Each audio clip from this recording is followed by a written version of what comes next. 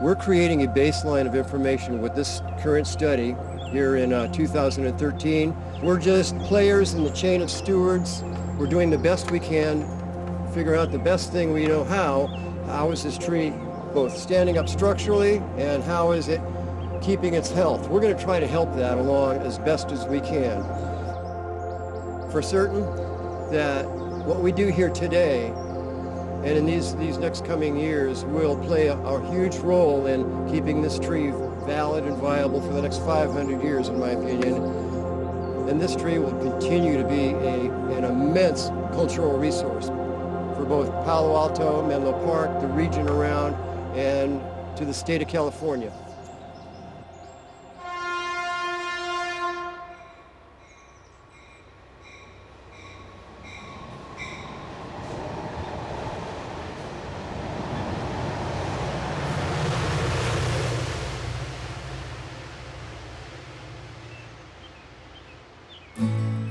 In early 2013, Arborist OnSite was contacted by Dave Doctor, who is the city's planning arborist, to conduct a long-term health study of the El Palo Alto redwood tree.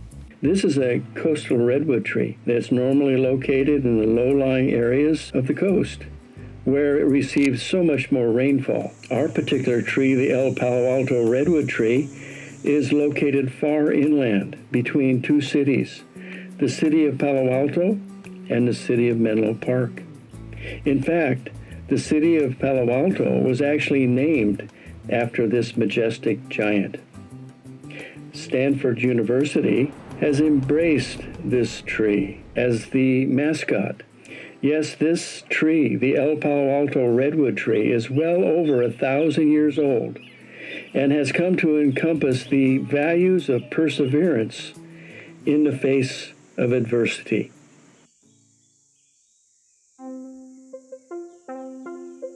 The history of this tree is amazing. It's well over 1,000 years old. They say that it germinated in 940 AD. Now, to put that in context, 12 generations of humans have passed since this tree came into existence. So it's seen a lot of history. But let's talk about some of the other history. And there's actually plaques that have been placed, several of them here, noting some of the historic events that this tree has experienced. So let's go look at one of them. So this is one of the first plaques that was placed here, put here in 1926 by the Native Sons of the Golden West. Now, the boulder that it's sitting on or attached to was donated by the Southern Pacific Railroad. And this plaque is highlighting an event where the Spanish explorer Gaspar de Portola and his men camped here in 1769. Now, another interesting thing that we see on this plaque is that originally El Palo Alto was a two-trunk tree. Of course, we see now it's only a one-trunk tree. Around 1886, one of those trunks came down. We're not sure if it was a flood or if it was something else, but imagine losing a whole trunk. It's like losing an arm and a leg. And yet, despite that, El Palo Alto is continuing to thrive and be healthy. So let's go look at another plaque that's been placed here. This one was put here in 1987 by the National Arborist Association and the International Society of Arboriculture. And what it's commemorating is that El Palo Alto was here in existence at the signing of the United States Constitution. There you go. One's from Columbia, one's from New York. What do you mean Columbia? Before I had it done. Okay, so we're here at this plaque. Now this is in Menlo Park. It's just on the other side of the creek, other side of the bridge from El Palo Alto. And it was put here in 1968 by the State Department of Parks and Recreation in cooperation with the Portola expedition. It commemorates Gaspar de Portola, who was a Spanish explorer. He came up from San Diego, and they were looking, him and his expedition were looking to find the Monterey Bay. Well, they didn't find it, but they did find the San Francisco Bay. But what it commemorates is that him and his men, 63 men, 200 horses, camped under El Palo Alto on November 6th through 10th, 1769. Now, for those of you who don't speak Spanish, what does El Palo Alto mean? Well, it means the tall tree. And for Gaspar and his expedition, that was very important, because as they would go out and they would explore the different areas around here, they could look back at the tall tree in the distance and they could navigate based on it. Check this out.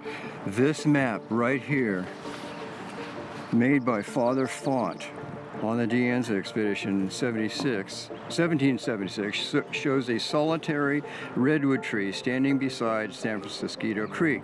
At that time, El Palo Alto had a double trunk. So here's, what's this, Cupertino? All right. There, yeah. So there's San Francisco Creek, and you can see there's the railroad tracks.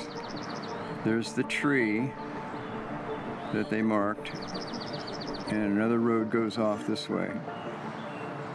This is all the Bay Delta, Baylands. Look at that. This is a reading from the Trees of Palo Alto, presumably written by Catherine Stedman, famous architect. In 1850, the tall tree was again the sighting tree when surveyors projected the line for a highway then called the San Francisco-San Jose Road, now named El Camino Real. The first railroad was not far behind. The survey was made in 1851 for the proposed Pacific and Atlantic Railway. The first railway was reorganized 1861 under the name of the San Jose-San Francisco Railway. In 1863, the railroad was built right here, just feet away from the tree. Well, back then you didn't have electric trains. They were powered by wood or by coal. And the soot that would come from these trees would coat the foliage, in effect suffocating it, making it very hard to breathe. And so for 50 years, half a century, this tree was being cooked and had to deal with a lot of environmental contamination in the air. Even worse, below ground, the roots to this El Palo Alto redwood were tapped into the water table. Around the early 1900s, agriculture and orchards was starting to boom in this valley, and they needed water. And so wells were dug all over the valley. Famous one, the Tower Well, is just 2 blocks from here. And what did that do? Well, that lowered the water table. And so the water that the roots of El Palo Alto were drinking from started to recede. It was starving for water below, and the top was getting cooked, so the tree looked like hell for a long time, until they started capping the wells to water table would come back. The tree started coming back to life, and more foliage came onto the redwood. So an interesting aspect of the health of El Palo Alto was that in the 1950s, it really wasn't doing so well because it really needs a lot of water. And this is a very arid area. It doesn't get a lot of water, it doesn't get the coastal fog. So in the 50s, George Hood, who was one of the stewards of El Palo Alto, did something very interesting. He put in an irrigation system, and maybe you can see it here. This irrigation system that runs to the top of the tree and would provide mist or water to the tree. And he tried to fool the redwood into thinking that it was getting a daily bath of coastal fog and watering the leaves. One lady that commented on it said she loved the mist that came down here at the ground level on a hot summer day. And this really helped turn around the health of El Palo Alto in the 1950s. When Leland Stanford University was founded, the students treated the tree with youthful irreverence. Each year, it was the class point for a class contest to see who could place the class flag at the top of the tree. When the kids used to come and climb the tree to get to the top, they'd have to start somewhere. Check this out. in here, embedded in the tree, is gigantic railroad spikes. There's one there, the other one's up here, and there were several going on up. But this one down here, when I first got here 20, 25 years ago, this spike was sticking that far out. So this tree trunk has grown around that spike, but those probably were the original spikes used. That happened until one year in 1909, one of the kids got stuck up in the tree after dark, couldn't get down. He had to be rescued by the rest of the school, university. Total embarrassment. From that day on, the headmaster prohibited El Palo Alto from being climbed for this class contest. It's totally a great story.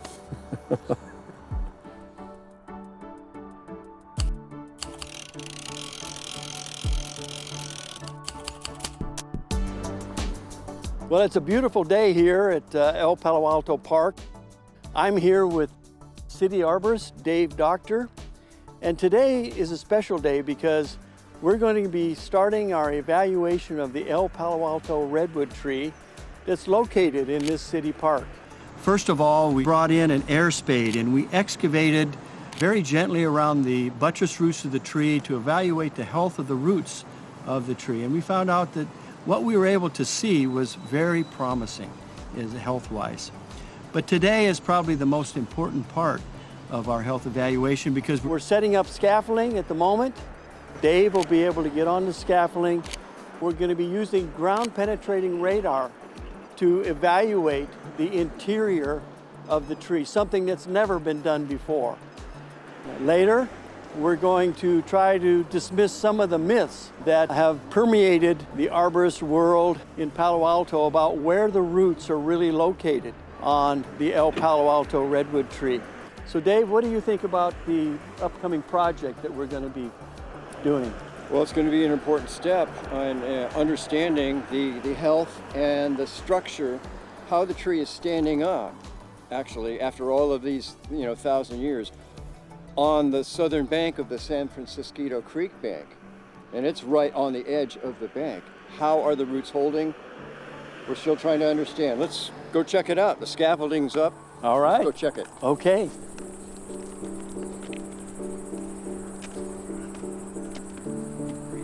We're going to scan the lower portion of the tree because we know that sometimes decay enters through the root system. And we're going to also do a scan about 14 feet up into the canopy because we know from our visual inspection there was part of the top of the tree was already dead. So we want to see if there's a column of decay that's gone down to at least 14 feet of the tree. I'm over the mister pipe. Okay, I'm leaving the mister pipe.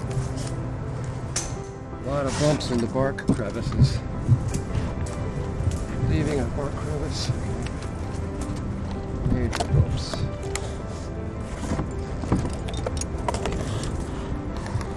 Okay, still maintaining contact with the bark. Are you beeping at all, Jeremy? Okay. I'm going around. Okay. Yeah. Okay. Okay, I'm pausing, Jeremy. Stop. Okay, Mark. It's important to understand how ground-penetrating radar works. GPR is an object detection system, and it's commonly used to locate objects below ground. So we might ask the question, what is the value of using this imaging technology on the trunk of the El Palo Alto redwood tree? Of primary interest, especially to the city of Palo Alto, was that all of our health studies had to be non-invasive. Nothing could be attached to the tree. And you can see in our diagram how the GPR antenna is moved around the circumference of the tree, releasing radio waves that help create the image of the interior of the tree. Over the last 20 years plus that this technology's been in use, has never produced any negative effects on the health of the tree.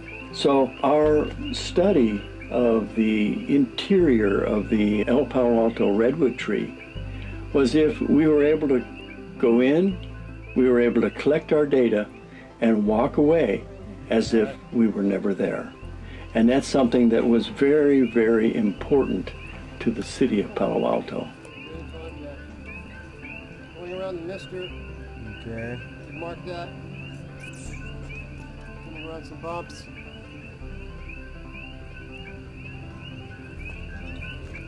Leaving a valley crevice. I got a big knot in the redwood base.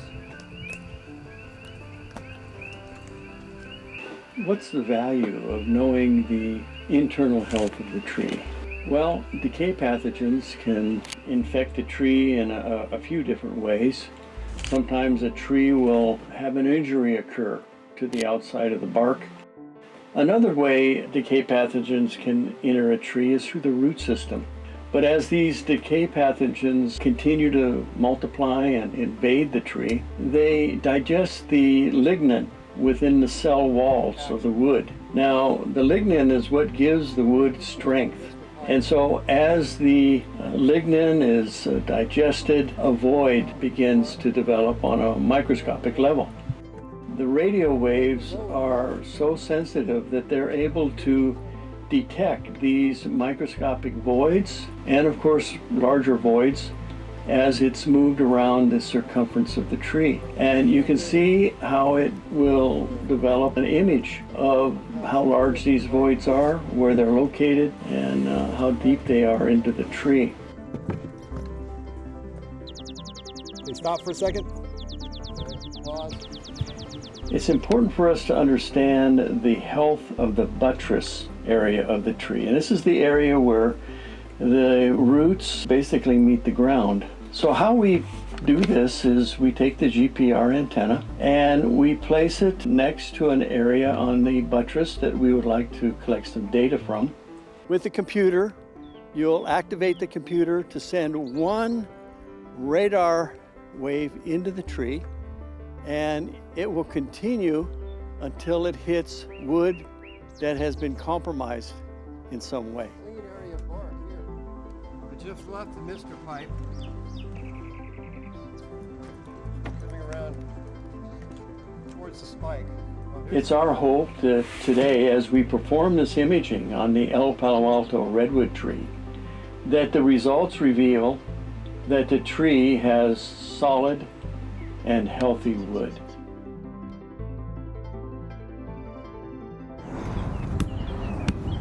When you use this thing, I try to use not the emblem side, but the crusty side. Now this is where the old spike used to be. That used to be a railroad spike sticking way out like that, but it's all ingrown. So the trunk is grown around it. I'm just taking soundings. I'm listening to the sound reverberating.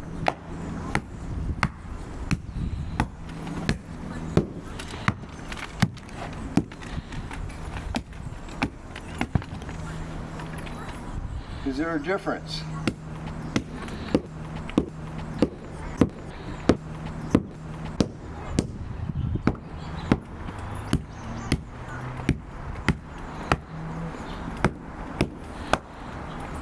So this is living tissue. All of this edge here. Yeah. Interior. This was the second. The one that broke off. Today we find ourselves wondering what's holding the tree up. How are the roots growing? We have a railroad trestle next to us. What should we do to help take care of this, over 1,000-year-old tree? We're going to go over the edge of the bank today with the ground penetrating radar, and we're going to really try to determine how are the roots growing over the bank here. The roots of this tree are not growing naturally like it would on a flatland area. The roots of this tree, what's holding it up, are almost certainly heavily modified, both by mankind and the creek erosion. This is technical climbing over the sidewall between the creek and the tree. We've got the ground penetrating radar, It's tethered separately from the climbing rigging in the saddle. I'm tied in off the top of the tree, and I'm sliding the ground penetrating radar across the concrete wall to detect any of the roots that are behind the wall. It'll get a reading. So as this antenna is moved across the concrete wall, and the wall is about 4 inches thick, every 2/10 of an inch, a radio wave is released that travels through the concrete and into the soil and is reflected off a root. Now the reflection of that root will be sent back to the receiver, which is in the field computer and stored there. You might notice the red tape on the wall. Those are there mainly as a grid so that we're able to scan the area in straight lines. So we scan from one piece of red tape to the other. So Jeremy holds it at his feet. The only way I That can do rig, it would be to tie off the computer's harness at his feet. We can and do it. that, which probably wouldn't be that bad as long as you hold on to Tie up with the cable. Okay, What so if we put no string? Now, you can see the different rope situations going on here. It's quite an awkward thing to be moving that thing across. One problem I had was just trying to keep friction with the bottom of my boots and the soles connected to the concrete wall. To go across laterally, hanging from above, was quite a trick. And dragging the GPR unit horizontally from left to right was, I was learning each time I went across. We did find a hole in the concrete wall. A little volunteer plant growing out of it. What's that look like? Maybe an oak leaf, so that must have been an acorn. Got deposited in there by a squirrel or a bird. I had to keep adjusting my Pruix knot that was on my climbing lanyard, hooked onto my climbing belt, and separately had to keep tension on the GPR unit as it moved across. So everything had to be continually adjusted, and nothing, of course, could fall into the water. Tie up with cable. Okay, What so if we put no string on the cable? I held it. Bob, All the stuff hanging off my belt was, of course, needed.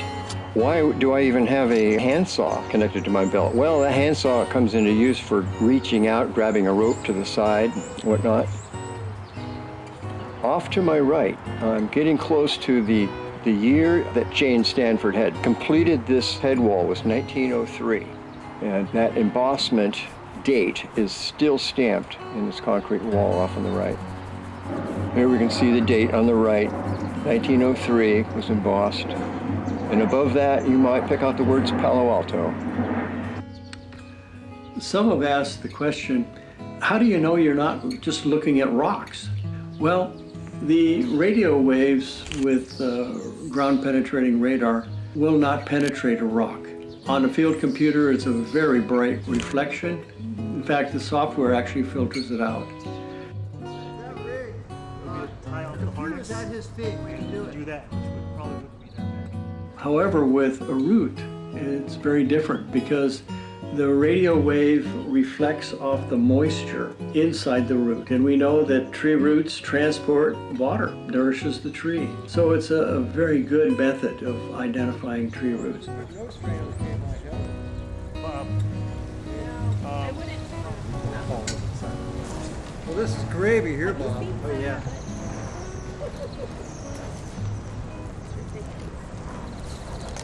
Now remember, we got some weep holes, and this is right where a seam is. This is a great view of you guys from down here. I wish I had a camera. Good thing I'm not wearing a skirt. One more. All right, hold it. In there. Don't move. Okay, if we can bring the antenna back a little bit so we don't rip the cord up. So Jeremy holds it at his feet. The only way I can That do rig, it would be to tie off the computer's harness at his feet. We can do it. do that, which probably wouldn't be that bad as long as you hold on to Tie up with the cable. Okay, What so if we put no string on the cable? I held it. Bob, No, I wouldn't do Bob, that. if we want that last one, if it's all right with you, what I'm going to do is I'm going to unclip. And I'm going to hold the harness. You know what? This in here. What happened? This is up too high.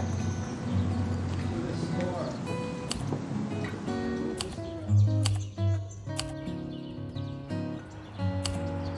El Palo Alto redwood in 2016. We're looking to assess the health of the tree visually. We have good foliage, and specifically, we're looking at the shoot growth of this year.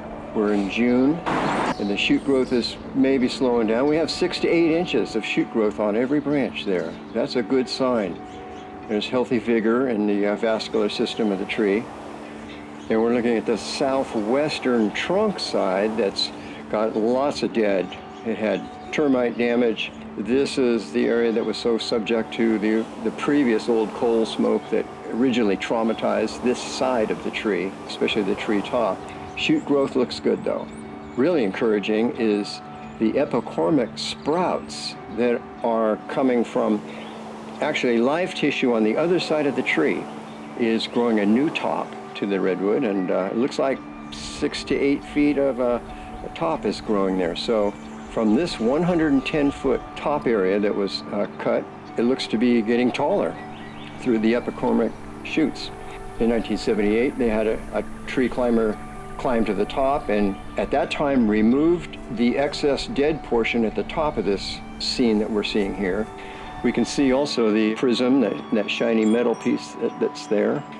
The year was 1978 when Palo Alto Park came into existence, when Southern Pacific Railroad deeded the land to the city. At that time, the city was concerned about the stability of the tree. To monitor that, the city had a prism installed at the top of the tree and a monument on the ground along the Caltrain tracks where Palo Alto Avenue and Alma cross over the tracks. Now this system, in theory, would be able to tell the city if this tree moved from this vertical axis at all. If the tree came crashing down, it could take out the bridge, it could go across the creek, it could hurt people on the other side. So monitoring the safety and stability of the tree was paramount. Now this prism was able to be utilized by a civil engineer employed by the City of Palo Alto Public Works Department. And once a year, there would be a measurement taken to test the tilt or the vertical orientation of the tree, if it had moved at all. And our records show that to date there has been no movement of this tree through earthquakes or settling or any movement at all. Good news. Now, the prism is not functioning currently today because the monument that was placed in the Caltrain right-of-way area was covered over with concrete and is not able to be utilized.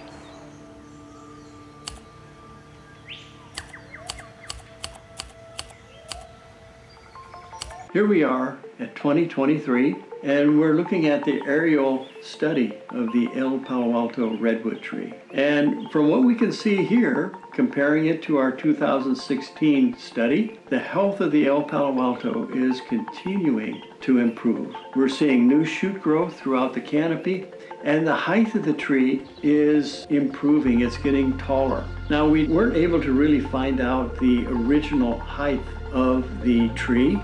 We do know that many, many years ago, it suffered a very traumatic experience where half of the tree failed. And that didn't help the health of the tree at all. Back in the 1950s, George Hood, who worked for the city of Palo Alto, understood that the redwood tree was starving for water.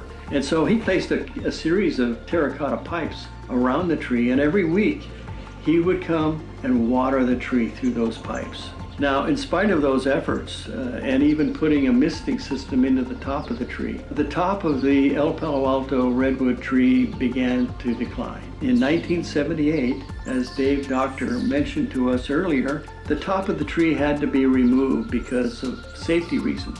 And so that brought the height down to 110 feet. So that was a good starting point for us. Now we know that in 1978, the height of the tree was 110 feet.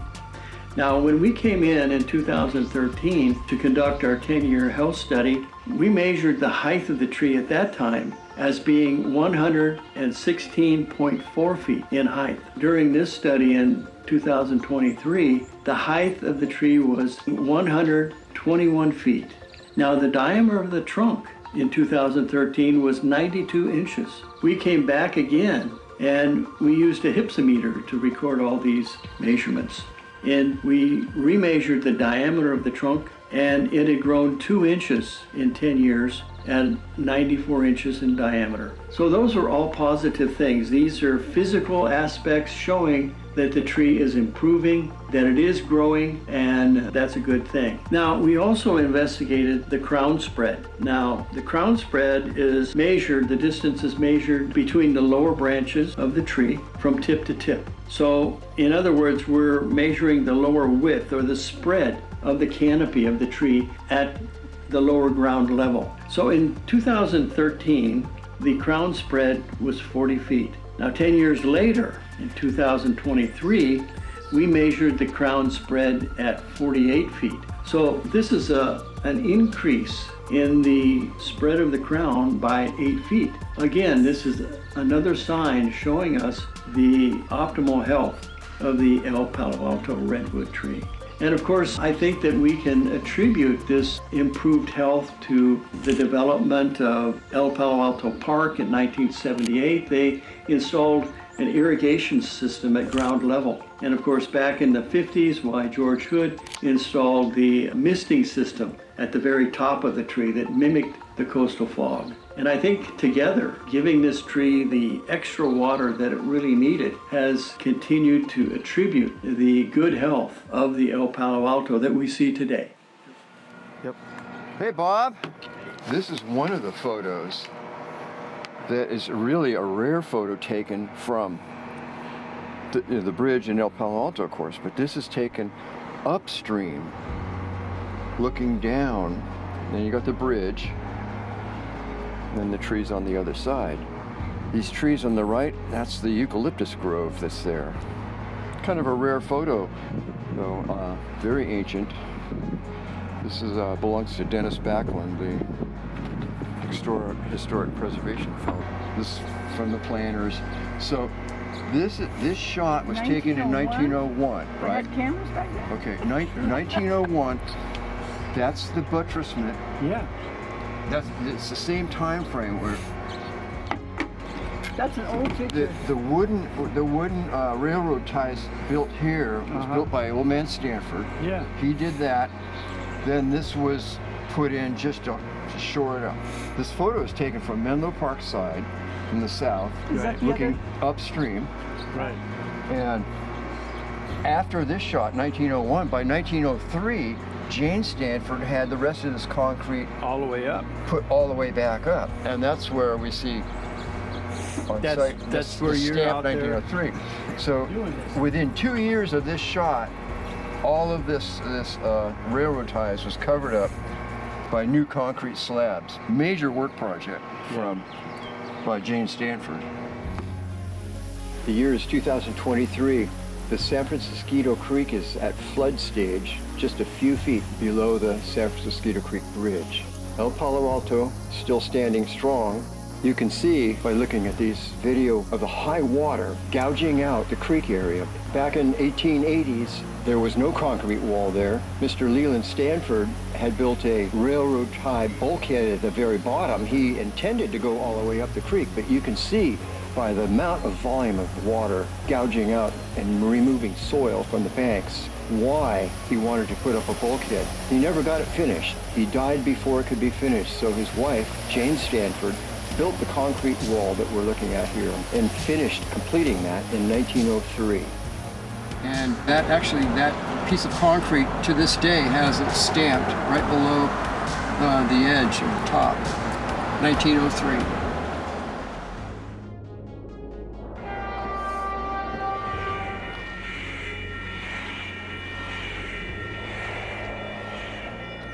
Well, Dave, it's certainly been exciting to work with you on this project over the years. And now we come to the finale, don't we? We come to the results of what we've been able to accomplish with the El Palo Alto redwood. And I certainly appreciate you being able to get up on the scaffolding in my behalf and do the scanning that we're looking at here this afternoon. So let me describe what we're looking at. This is the El Palo Alto tree. These are the radargrams at the different elevations. So this one on the left is at the 14-foot elevation, The one on the right is at 6 feet elevation. And of course, the radargram on the very bottom on the right is at the 3-foot elevation. Our scale here gives us different colors and what they mean. The brownish, the light tan is soundwood. Red would be near surface decay. That would be decay near the bark of the tree, which we didn't find any of that here. The orange would be advanced decay. And of course, the green would be early stage decay. And we didn't find either of those here anywhere within the tree. Our sound wood. So you're saying it's Wood, solid. This tree is solid in the core. the wood has not been changed in any way. It's sound wood. Now, these little cutouts are there only because these areas we were not able to scan because the scaffolding was set up around the tree. And this is where the scan started on this side of the scaffolding. And of course, it went all the way around and stopped on the other side because the tree's only 2 feet away from the creek, which made it very difficult to scan. Now, we did the partial scans in 3 different locations, but we also did some other investigative work.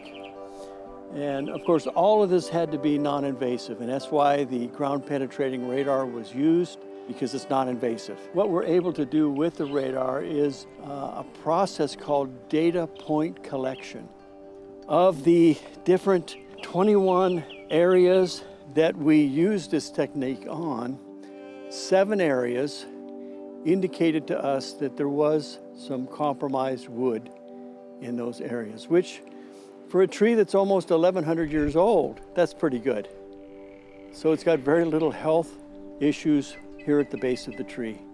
Now we do know that You're saying you found some compromised stuff in the middle of the tree somewhere, the radar picked up at the on. base of the tree. Whatever abnormalities those would be, to me, I would interpret that as just its adaptability to stuff over the hundreds of years. So. Yeah. We want to talk a little bit about the upper portion of the tree. The original 110-foot top has now been superseded by the new side branch. The new growth. Hopefully that adventitious branch will stick in the future. And because of that, that tells us the health of the El Palo Alto is improving. And Good news. I recognize that as the misting system. And we know that from our drone studies, we're thinking that the misting system disappeared when the top broke out of the tree. So that's something that the city is going to have to replace, or should replace, because I feel that was a very important piece of equipment that increased the health of the El Palo Alto as we see it today. But that does lead me to wondering about not only the health, but the structure of the tree and the roots, and how are the roots doing? If the trunk's solid, how about the roots? Well, Dave, we're going to examine the root mapping that you did on the side of the El Palo Alto retaining wall. Let me explain a little bit about this photo. This is our wall right here. This is the top of the wall. Okay. Now, the top of this wall, the concrete is 12 inches thick, and it goes further down. In fact, it goes all the way down to the water here, and it's 4 inches thick.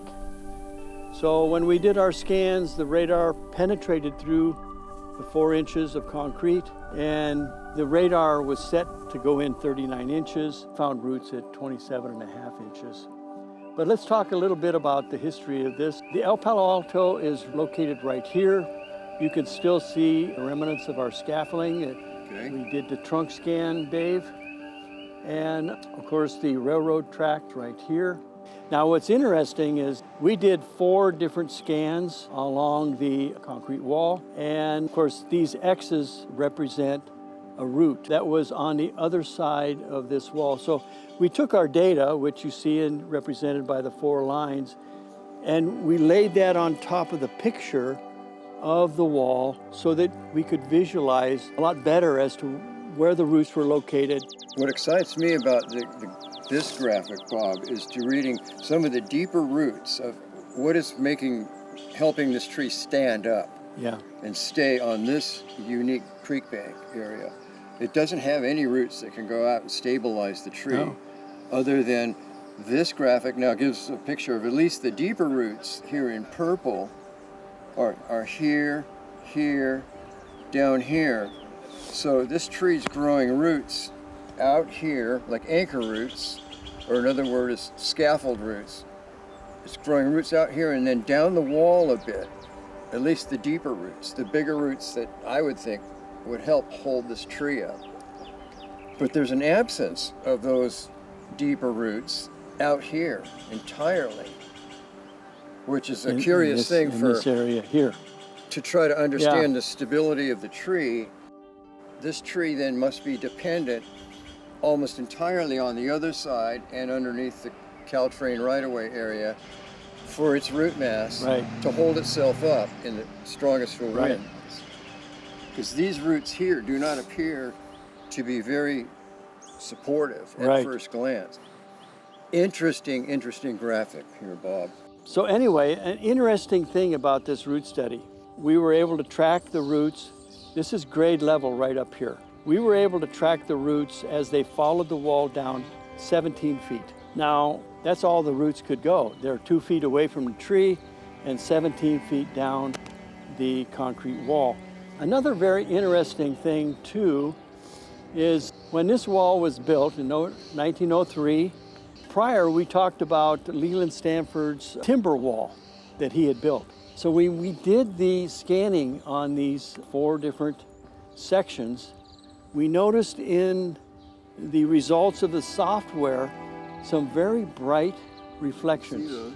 And they were very precise. They were not just random things like a tin can being buried here or there, but they were like put there on purpose. And so we are thinking that we found the old structural support system that Leland Stanford used when he built his original timber wall. Anyway, so that's where we have it.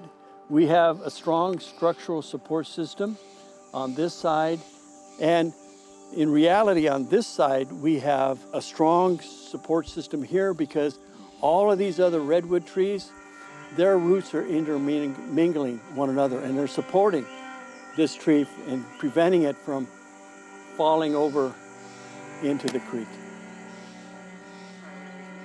Here's an interesting part of the story. The city has a plaque that was given to the city that was from 1985. In it, it's a certificate from NASA that verifies the fact that there was seeds from the El Palo Alto redwood that went up in the Challenger spacecraft into outer space and came back. And these seeds are actually packed in plastic behind the frame. And it's been asked of me, how did they get in the Challenger aircraft?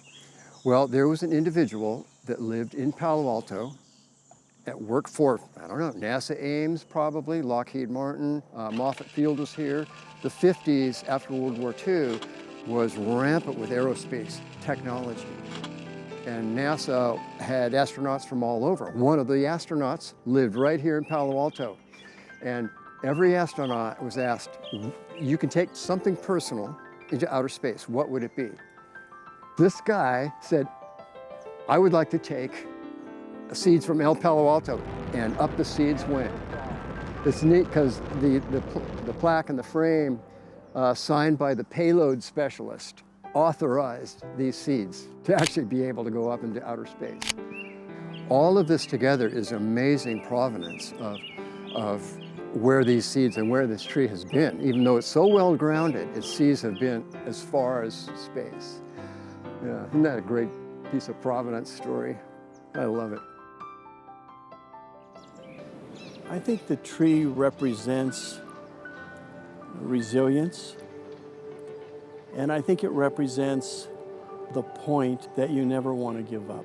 Because looking back on the history of the tree, all of the different things that has happened around the tree, this tree was originally twin trunks. One blew over in a storm, yet it was an event that affected the tree. And the environment that the tree eventually found itself in, because at one time this was just an open field.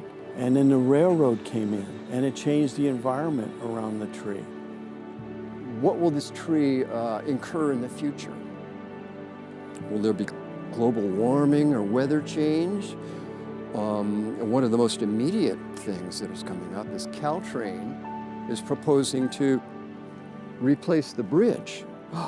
Now, if that were to be removed and replaced with new concrete embuttressments and new engineering stuff, messing around with the roots of that tree, that seriously could be a jeopardizing event for the tree. So Caltrain, the Creek folks, the city that owns this land, all parties that have some function and reason to be doing stuff around the tree need to be very sure that they're not impacting it in any way. The tree today, almost 1,100 years old, it's not the prettiest tree, but I think the beauty of it is the history, the resilience, and the fact that the tree never gave up, in spite of the mountain-like obstacles that it must have had to deal with. And that can be a lesson for you and I today. Caution in the future, learn lessons from the past, huh?